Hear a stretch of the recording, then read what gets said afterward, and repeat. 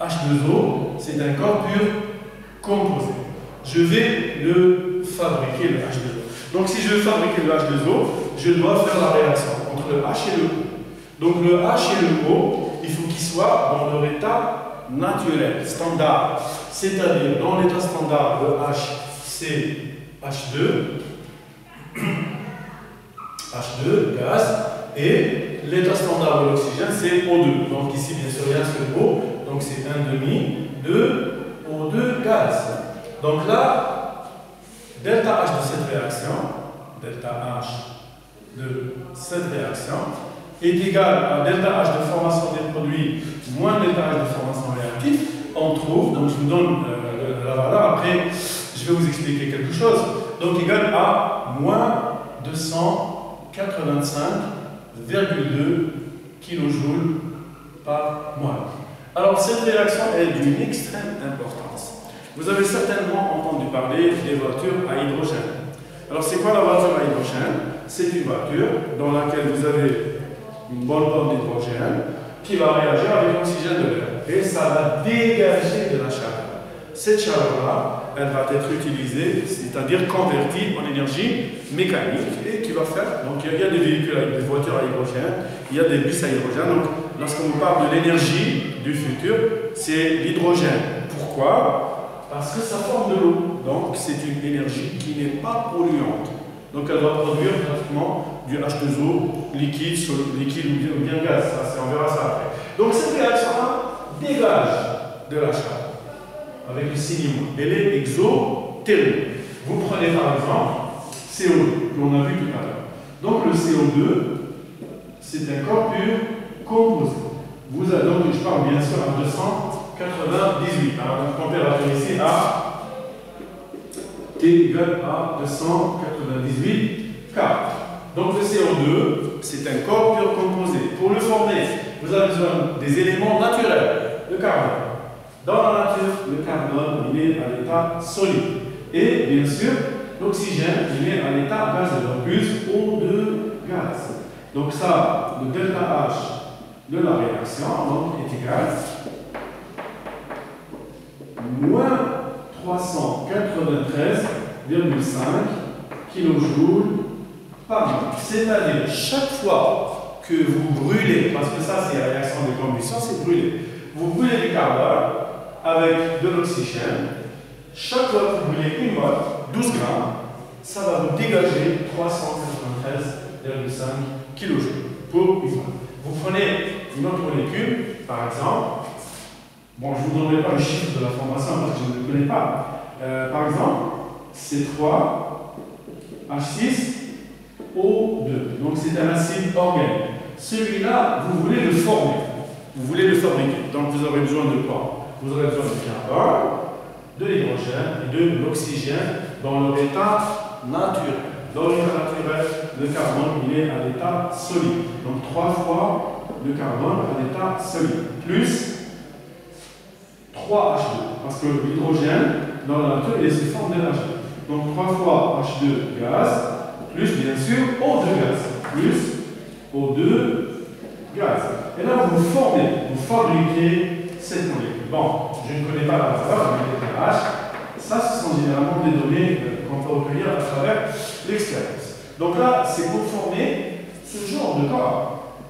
Alors là, on les appelle H2O, CO2, C3H6, etc. On les appelle les corps purs composés. Donc tout ça, donc CO2, H2O, C3H6O2, etc. Ce sont les corps purs composés. Ok, maintenant je vais appliquer ce que j'ai écrit ici, c'est-à-dire je vais appliquer cette définition. L'enthalpie de formation, c'est-à-dire la chaleur de formation, c'est la chaleur absorbée ou dégagée lors de la formation d'un corps pur. Hein, je vais rajouter ici un corps pur.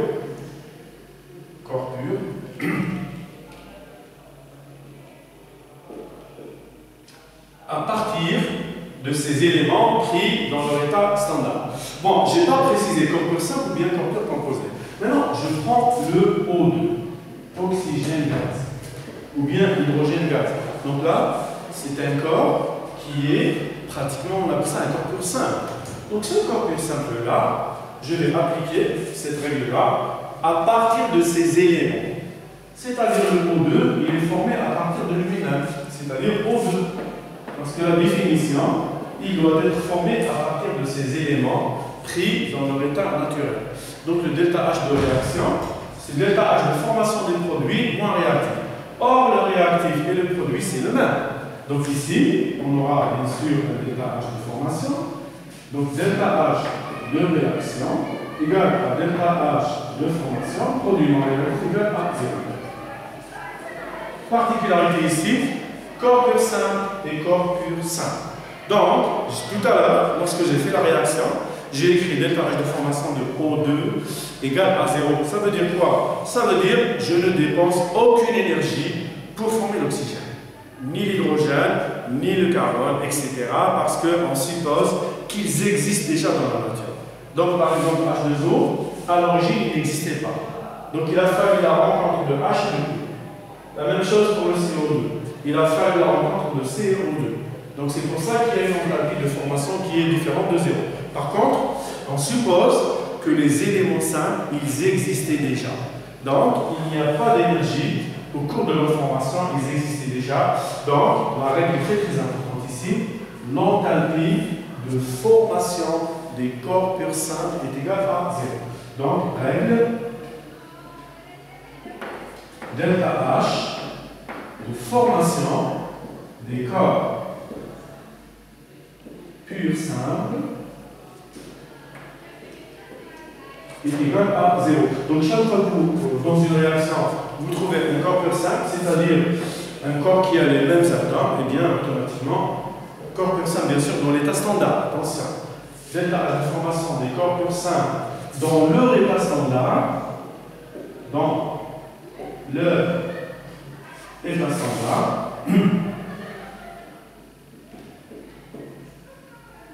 dans leur état standard est égal à 0.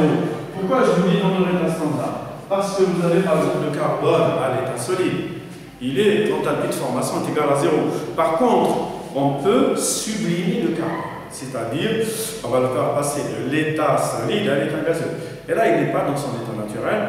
Et là, son enthalpie de formation n'est pas égale à 0 parce qu'on a dû le chauffer pour le ramener à l'état gaz. Donc voilà donc la première partie qui nous a permis donc de vous expliquer. Donc je récapitule. Donc vous avez l'enthalpie de réaction. Donc comment calculer une enthalpie de réaction? C'est-à-dire la chaleur de réaction. C'est l'enthalpie de formation des produits moins l'enthalpie de formation des réactifs. Vous voyez par exemple cette réaction. Delta H de réaction égale à delta H de formation de H2O moins delta H de formation de H2 et de O2. Or, ça et ça, c'est 0. Donc, delta H de réaction égale à delta H de formation. Donc, dans ce cas-là, delta H de réaction égale à delta H de formation de H2O à l'état liquide. Parce que ça, moins ça. Produit, moins réactif. Donc, l'enthalpie de comment reconnaître une réaction de formation? Eh bien, les réactifs des corps purs simples. Le produit, corps pur composé. Corps pur simple. Donc là, chaque fois que vous avez réactif corps pur composé, simple, et le produit corps pur composé, dans ce cas-là, vous avez une réaction de formation. Donc je vous donne par exemple un autre exemple.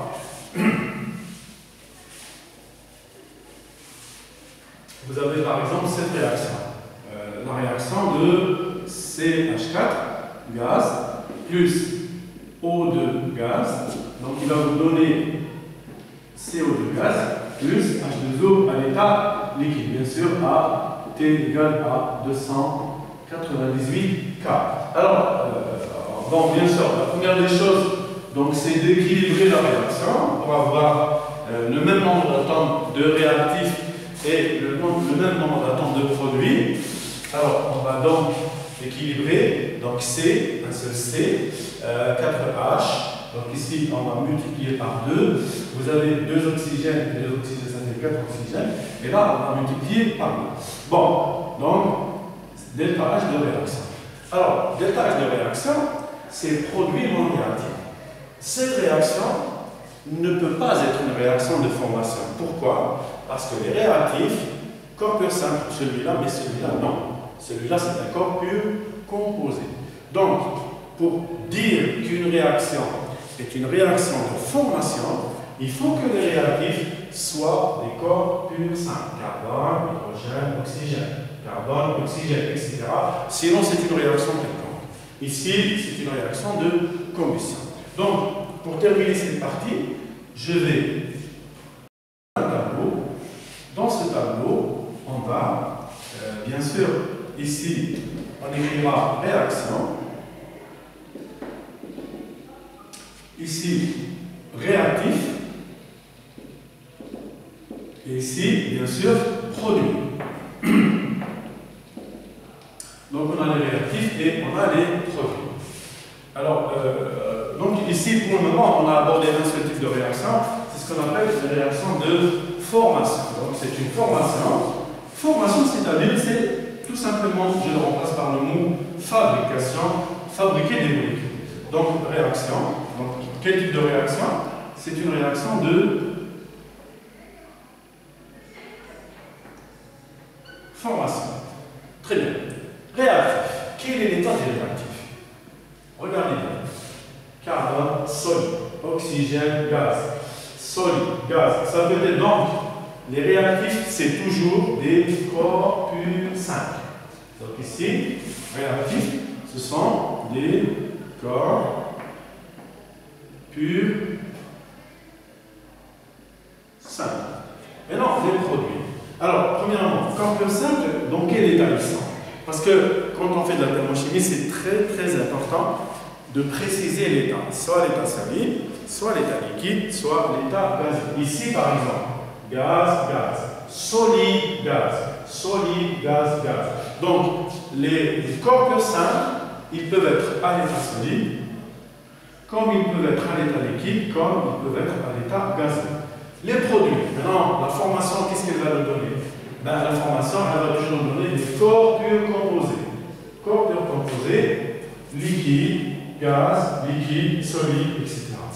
Donc les produits, ce sont des corps purs composés qui peuvent être soit des solides, soit des liquides, soit des gaz. Donc c'est ça, bien sûr, c'est une réaction de formation. Si les réactifs ne sont pas des corps simples, comme ici, par exemple, donc ça devient une autre réaction. Ça peut être une réaction de combustion, mais vous pouvez garder, bien sûr, le R. D'accord? Voilà, donc à tout de suite pour une autre partie de notre cours sur la thermochimie, dans lequel nous allons aborder comment calculer les chaleurs de réaction à différentes températures. Donc, T1 et bien sûr à T2. À tout de suite. H1 moins delta H2 est égal. Alors je vous ai dit, le signe est d'une extrême importance lorsque vous faites de la thermochimie. C'est pour cette raison que je dois faire entre parenthèses. Donc le delta H1, c'est celui-là, formation de CO2. Moins 393,5. Moins 393,5. Moins delta H2. Donc moins 110,5. Moins 110,5.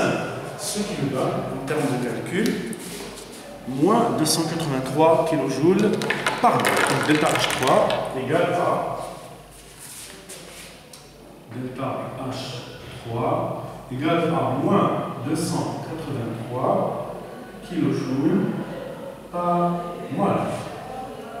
Donc cette réaction-là, on n'a pas besoin de la faire au laboratoire. Donc de manière indirecte, on peut calculer son enthalpie de formation. Donc vous voyez un peu l'avantage d'utiliser les fonctions d'état. Il y a des réactions, on n'a même pas besoin de les faire. On peut calculer leur chaleur de réaction, c'est-à-dire leur enthalpie. Il suffit de trouver deux chemins. Un premier chemin et un deuxième chemin. Et bien sûr, toujours le même état initial et le même état final. Il suffit de trouver ces deux chemins. Donc ici, cette réaction-là, moins. Donc on dit elle est exothermique. Donc ici, réaction exothermique. Exothermique, ça veut dire qu'elle dégage de la chaleur. Donc cette réaction, c'est une réaction exothermique. Très bien. Donc là, je vous ai donné un exemple de premier chemin et de deuxième chemin. Maintenant, nous allons voir comment calculer le delta H d'une réaction à une autre température. Parce que tous les calculs se font par rapport à l'état standard, mais on peut faire une réaction à 100, on peut faire une réaction à 200, à 1000 degrés, à 5000, etc., etc. Donc nous allons voir comment calculer l'enthalpie d'une réaction lorsque vous changez la température, c'est-à-dire à différentes températures. Donc je vais effacer le tableau. Vous avez normalement la possibilité de capter le tableau, etc. Donc, comme c'est un enregistrement, donc je me permets d'effacer le tableau. Donc nous allons faire calcul de delta H de réaction à différentes températures. C'est-à-dire qu'on va changer la température comme on veut. Soit on va abaisser la température ou bien on va augmenter la température.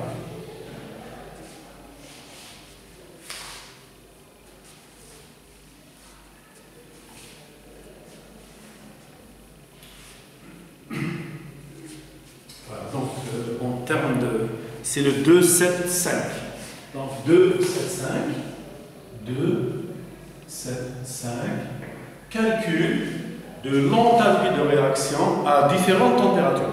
Bien calcul de chaleur de réaction à différentes températures. Donc calcul de delta H de réaction à différentes températures. À différentes température. C'est-à-dire, on va changer la température. Donc, calcul de delta H de réaction à différentes températures. Alors, on prend une réaction. Une réaction, donc, exemple, donc soit la réaction.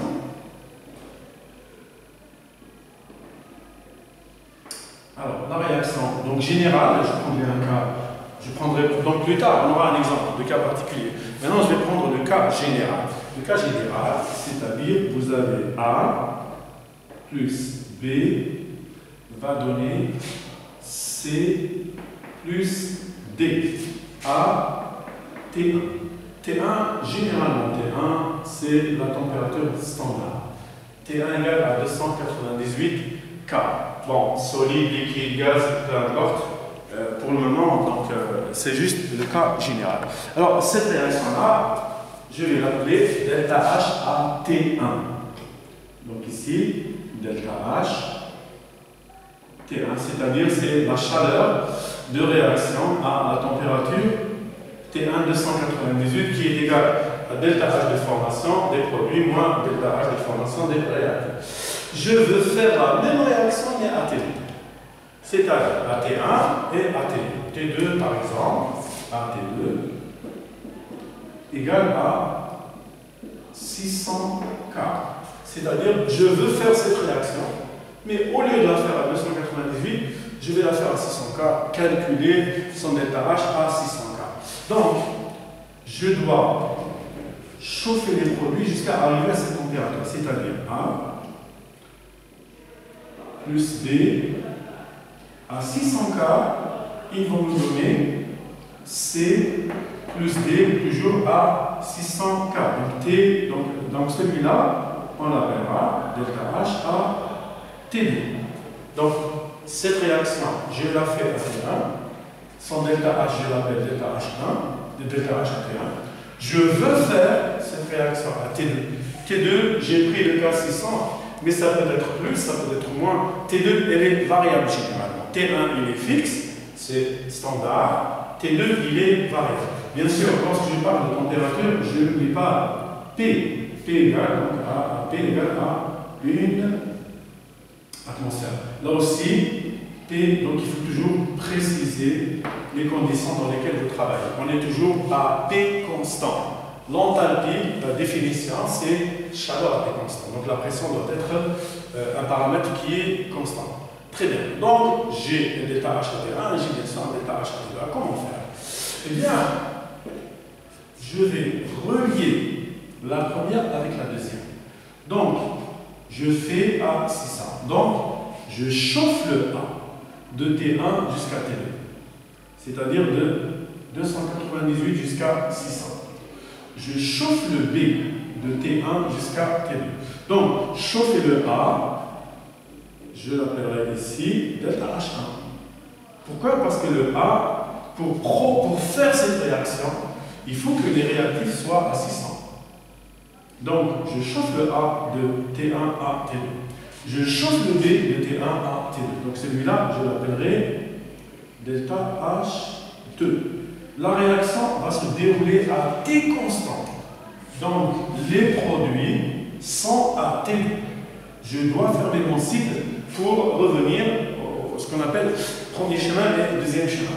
Donc, le C qui est à T2, je vais le refroidir pour aller à T1. Donc celui-là, je l'appellerai donc delta H3. Je ferai la même chose pour le D. Je le refroidis de T2 jusqu'à T1 et j'appellerai ça donc delta H4. Donc dans ce sens, je chauffe et dans ce sens, je refroidis. Qu'est-ce que je remarque? Bien sûr, comme je l'ai dit tout à l'heure, voilà mon état initial et voilà mon état final. Premier chemin direct et le deuxième chemin, il est indirect. Donc ce chemin, c'est ce que j'appellerai le chemin numéro 2. Et le chemin direct, c'est le chemin numéro 1. Vous voyez maintenant l'avantage des fonctions d'état. C'est de ne pas dépendre du chemin. C'est de dépendre uniquement de l'état initial et de l'état final. Donc on écrira delta H à T1. Delta H, d'abord on écrira delta H par le premier chemin. Chemin numéro 1 est égal à delta H par le chemin numéro 2. Premier chemin égal à deuxième chemin. Donc, delta H le premier chemin, je remplace, c'est delta H à T1 est égal, c'est-à-dire à 298, égal à delta H1 plus delta H2 plus delta H à T2, c'est-à-dire à 600, plus delta H à T2, plus delta H3, plus delta H4, plus delta H3, plus delta H4. Donc delta H premier chemin, T1, égal à delta H deuxième chemin, c'est le delta H1, delta H2, delta H à T2, delta H3 et delta H4. Premier chemin égal à deuxième chemin. Maintenant, donc je peux écrire delta, parce que ce que je cherche en réalité, c'est à T2, à différentes températures. Donc je peux le sortir.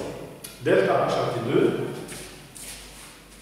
alors delta H à la température T2 est égal donc à delta H à la température T1 moins delta H1, delta H2, delta H3 et delta H4. Donc égal à delta H à T1, c'est-à-dire 298, moins tout le reste, c'est-à-dire moins delta H1, delta H2, delta H3, delta H4. Moins delta H1, delta H2, delta H de la réaction numéro 3 et delta H de la réaction numéro 4. Qu'est-ce que j'ai fait ici? Je n'ai pas fait de réaction, j'ai chauffé de T1 jusqu'à